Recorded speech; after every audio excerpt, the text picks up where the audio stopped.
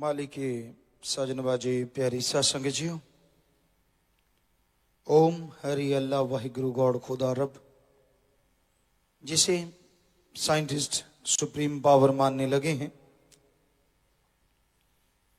वो ताकत, वो शक्ति जिसके सहारे सारे खंड ब्रह्मांड टिके हुए हैं, वो शक्ति कण कण में, जर्रे जर्रे में तो है, हम सबके अंदर भी है। उसे महसूस किया जा सकता है, उसका एहसास होता है, पर उनको जो अभ्यास करते हैं, कई लोग मालिक को नहीं मानते या मानना नहीं चाहते। हमने बहुत लोगों से ऐसे पूछा, आप कितने पढ़े लिखे हैं? किसी ने डिग्री, कोई डिप्लोमा या मास्टरेट की डिग्रियां हासिल की, मास्टर हैं, कोई प्रोफेसर है, कोई लेक्चरर है, कोई ऑफिसर है, कोई कुछ। हमने कहा जी आपको कितना टाइम लगा डिग्रियां हासिल करने में, फिर नौकरी तक जाने में? कोई 18 साल, कोई 20 साल, कोई 25 साल। तो हमने कहा आप भगवान को नहीं मानते? कहते जी नहीं, ये सही नहीं है। हमने कहा चलो आपने भगवान के लिए कितना टाइम दिया? कहते वो तो टाइम दिया ही नहीं। तो डिग्री डिप्लोमे के लिए आपने 18 से 25 साल लगा दिए जिंदगी के, और भगवान के लिए 2 मिनट भी नहीं लगाए, और बैठे बैठे आप कह देते हैं भगवान है ही नहीं। तो क्या ये मूर्खता नहीं? क्या आपको बैठे बैठे डिग्री मिल सकती?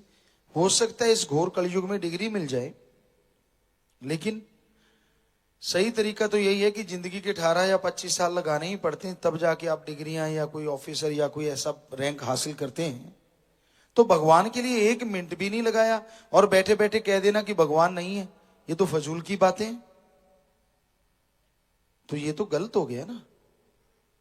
दुनिया में थ्योरी है, पहले हार्ड वर्क करो, मेहनत करो, रिजल्ट बाद में आता है। वैसे ही भगवान की तरफ है, पहले आप मेहनत करो, भगवान के दर्शन बाद में, यानी पहले भक्ति फिर भगवान। ये नहीं है कि कोई आपको चमत्कार दिखाए, पहले भगवान बाद में भक्ति की क्या जरूरत है जब पहले ही भगवान मिल गए। तो ये थ्योरी है, बीज डालो, पहले बीज डालो, फिर पौधा बनता है, फिर जाके कहीं आखिर में फसल आती है। कितनी मेहनत करनी पड़ती है। कोई भी कार्य है, हर कार्य को करने के लिए मेहनत जरूरी है, मेहनत के बाद ही रिजल्ट मिलता है। तो उसी तरह भाई, भक्ति के बाद भगवान मिलता है, ना कि भगवान के बाद भक्ति। पहले भक्ति करनी है, अभ्यास करना है। जैसे दुनियावी पढ़ाई के लिए इतने इतने साल लगाने पड़ते हैं, तो क्या भगवान दुनियावी पढ़ाई से छोटा है? इतने बड़े अपने आप को समझते हैं कि मेरे जैसा तो दूसरा इंसान ही नहीं, या आपके अंदर घुमंड है या अहंकार आ जाता है, तो क्या भगवान को पाने के लिए टाइम नहीं लगाना होगा? उसको पाने के लिए भी टाइम देना होगा, उसके लिए भी समय देना होगा। मेथड ऑफ मेडिटेशन लीजिए और अभ्यास कीजिए। ये तो नासा साइंस केंद्र मान चुका है कि अगर आत्मबल हासिल करना है, विल पावर और दिमाग का ज्यादा इस्तेमाल आपने काम में लाना है, तो इसके लिए आप मेडिटेशन करो। कोई भी वर्ड पूछा, कौन सा वर्ड? गॉड, राम, ईश्वर, अल्लाह, जो भी, उसको लेके आप अभ्यास कीजिए, तो ही आपके अंदर विल पावर बढ़ेगा, आत्मविश्वास आएगा। और जिनके अंदर आत्मविश्वास होता है, वही लोग हमेशा सफलता की सीढ़ियां चढ़ते हैं। ये विज्ञान का मानना है, और हमारे वेदों में, शास्त्रों में भी यही लिखा है कि अगर आप सुख शांति चाहते हैं, आत्मिक शांति चाहते हैं, तो आप गुरुमंत्र, गुरुमंत्र का मतलब गुरु का मंत्र नहीं होता, तो भगवान का मंत्र है, पर जो खुद गुरु ने जाप किया हो, खुद उसने practically do the method of meditation, लगातार जिसने मालिक का जाप किया हो, उसे सारे नजारे मिले हों, वो वही शब्दों को सबको दे कि भाई हम भी इंसान हैं, आप भी इंसान हैं, हमने किया तो हमें ये मिला, आप भी करो आपको भी मिलेगा, आप भी इंसान। तो उसी हिंदू धर्म में हमारे गुरु मंत्र, सिख धर्म में नाम शब्द, इस्लाम धर्म में कलमा, और इंग्लिश फकीर। Method of meditation the gods words, मतलब एक ही है सबका, भाषा अलग है।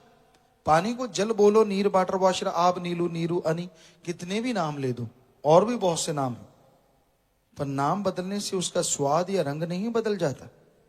उसी तरह मालिक एक है, उसका नाम बदलने से या उसकी भक्ति के तरीके को कुछ और कहने से तरीका नहीं बदल जाता। पर यह घोर कलयुग है, यहां ठगी, बेईमानी, भ्रष्टाचार, बुरे बुरे कर्म लोग करते हैं। तो ये धर्म का क्षेत्र भी इससे छूटा नहीं है। हर इंसान यही कहता है जो भी आता है कि हाँ भाई, बोलो क्या चाहिए, कैसी भक्ति, कैसा चाहते हो आप, आपके दुख दर्द दूर हो, इतने पैसे चढ़ाओ, इतने पैसे चढ़ाओ, ये इत्यादि इत्यादि। लिस्टें बनी हुई हैं कि इस दुख दर्द के लिए इतना पैसा, इस दुख दर्द के लिए। बहुत जगहों पे हम गए, धार्मिक स्थानों पे, लेकिन धर्मों में ऐसा कुछ लिखा नहीं है। धर्मों में तो लिखा है भगवान की भक्ति बिना लाग लपेट के, बिना कुछ दिए की जा सकती है, क्योंकि वो सबको देने वाला है। जो हमें बना सकता है, क्या हमारे काम में आने वाला साजो सामान वो नहीं बना सकता? लड्डू, पेड़े, मिठाइयां या रुपया, पैसा। तो इसलिए भगवान नहीं लेता। हाँ, दान करना चाहते हो, आपके आसपास कोई बीमार है, उसका इलाज करवा दो, भूखे को खाना खिला दो, अपंग अंगहीन है, कोई घर बना दो, यानी कोई पशु पक्षी भूखा प्यासा तड़फता, उसका इलाज कराना, खाना खिलाना या उनकी मदद करना, यह सच्चा दान है। और इसके बदले में आपको तमाम खुशियां जरूर मिलेंगी। या फिर कोई नशे करता है, मांसाहार करता है, घर में लड़ाई झगड़ा रहता है, तो ऐसे इंसान को अल्लाह वाहिगुरु मालिक के नाम से जोड़ दो, भक्ति इबादत से जोड़ दो।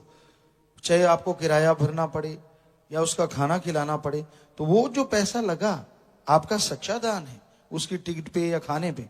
क्योंकि आपकी वजह से अगर वो सुधर जाता है तो जरा सोचिए, उसका सारा घर नरक से स्वर्ग बन गया, सारा परिवार दुआएं देगा, वो दुआएं आपको भी जरूर लगेंगी। इस तरह आप दान कर सकते, दान में कोई चक्कर नहीं, लेकिन सही तरीके से पीर फकीर बताएं, भाई फलां जगह ये काम करवाओ। कोई भी मानवता भलाई के कार्य करो, वो परमार्थ है, लेकिन साथ में राम का नाम जपना अति जरूरी है। क्योंकि राम नाम के बिना इंसान को सोझी नहीं आती, शक्ति नहीं आती और आत्मिक शांति नहीं आती। आदमी का फोरहेड जो है, माथा जो है, ये साइन बोर्ड है कि आप कैसे हैं। आप परेशान हैं, दुखी हैं, गमगीन हैं, या घर में कोई परेशानी है, तो आपके चेहरे पे आ जाता है। जितना मर्जी आप छुपा लो, हंसते रहो, कुछ भी करते रहो, आप कैसे सड़की हैं, किस मिजाज के इंसान हैं, आपको अहंकार है या आप किसी को सबको बेकार समझते हैं, अपने आप को सबसे बड़ा, बाकी सब छोटे हैं, या ये समझते हैं कि भगवान ने आपको ही अकल दी है, बाकी तो सारे कोरे घूम रहे हैं। जैसे भी आपके विचार आपके अंदर आते हैं, ये माथा साइन बोर्ड है, इस पे हर चीज आ जाती है इंसान की। और अल्लाह वाहिगुरु मालिक जिसको दिखाता है वो पढ़ लेता है, हर कोई नहीं जानता। लेकिन ज्यादातर आदमी उम्र के साथ सीखता है, जैसे जैसे उम्र बढ़ती है तो वो तजुर्बे कर लोग भी पकड़ लेते हैं कि आज तू लड़के आया है, आज तेरे कुछ कुछ बातें उनके फोरहेड से वो भी समझ जाते हैं कि इसको ये चीज है, इसको ये चीज है, इसको ये चीज है। क्योंकि तजुर्बा, रोजाना लोगों से मिलना, रोजाना उनसे डील करना, जिन लोगों का पेशा हो जाता है, तो वो उनको देख देख के बहुत सारी चीजों का एहसास कर लेते हैं। पर होता ही फोरहेड से ही। या आप अनुभवी इंसान जब हो जाते हैं, आप हंसते हैं, आपकी हंसी खोखली है, दिखावा है, या आप दिल से हंस रहे हैं, ये भी मालूम पड़ जाता है। तो भाई, इस संसार में रहते हुए अगर आप सच्ची आत्मिक शांति चाहते हैं, हम आपको गारंटी देते हैं, कोई पैसे की जरूरत नहीं, कोई धर्म छोड़ने की जरूरत नहीं, जंगलों पहाड़ों में जाने की जरूरत नहीं। घर परिवार में रह के थोड़ा सा टाइम निकालिए, चलो वो भी नहीं, आप लेटे लेटे ही सही, नींद में तो जाते ही हैं, लेटे लेटे राम का नाम जपिए, अल्लाह वाहिगुरु गॉड खुदा रब की भक्ति कीजिए।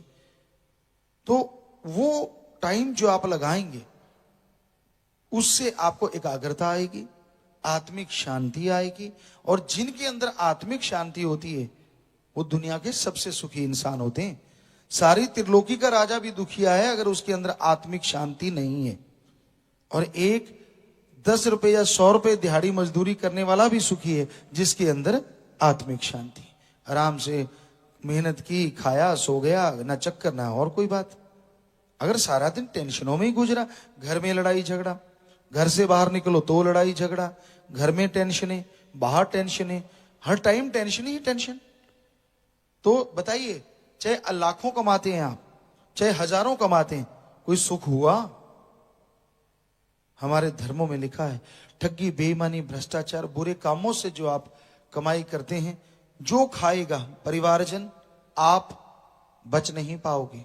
माया होई नागणी जगत रही डहकाए, जो इसकी सेवा करे उसको ही ये खाए। पाप जुल्म की कमाई कभी चैन से जीने नहीं देती। ठीक है, आप किसी को पता नहीं चलने देते, इनडायरेक्टली लेते हैं, किसी भी तरीके से कुछ भी करते हैं, लेकिन किसी गरीब का हक मार के आप खाते हैं, किसी गरीब को तड़पाते हैं, तो यकीनन आप दुखी होंगे ही होंगे, घर से प्यार, मोहब्बत, खुशियां चली जाएंगी। तो इसलिए अपने अंदर की जितनी भी कमियां हैं उनको निकालिए सुमरन के द्वारा, भक्ति इबादत के द्वारा, और जैसी कमियां निकलती जाएंगी आप मालिक की कृपा दृष्टि के काबिल बनेंगे और आत्मिक शांति आएगी, अंदर बाहर से खुशियां, घर में प्यार मोहब्बत जब हो जाएगा तो स्वर्ग जन्नत से बढ़ के नजारे आप घरों में ले सकते हैं और जन्नत ढूंढने की जरूरत आपको नहीं पड़ेगी।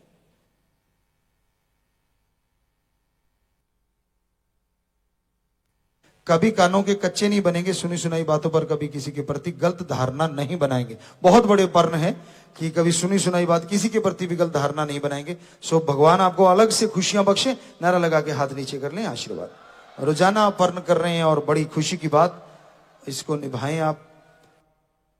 धन धन सतगुरु तेरा ही आशा, सभी साथ संगत जी से निवेदन है कि मेरा चैनल जरूर सब्सक्राइब करें जी। धन धन सतगुरु तेरा ही आसरा।